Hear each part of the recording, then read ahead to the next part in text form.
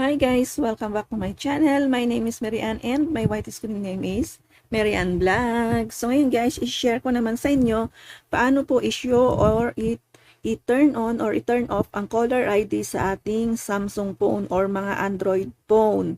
Yung pagkatatawag ka is hindi po nila makikita yung number mo.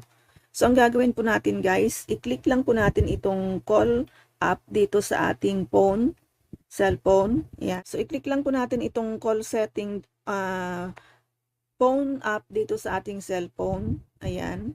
Then, after po nyan guys, i-click po natin yung 3 dots sa gilid. Then, i-click po natin yung settings. Then, after nyan guys, i-scroll ninyo, hanapin po ninyo yung supplementary services. So, i-turn on po natin yan siya. Ay, i-click po natin. Then after nyan siya guys, ito yung makikita ninyo. Nandyan po yung show your caller ID. I-click lang po natin yan siya.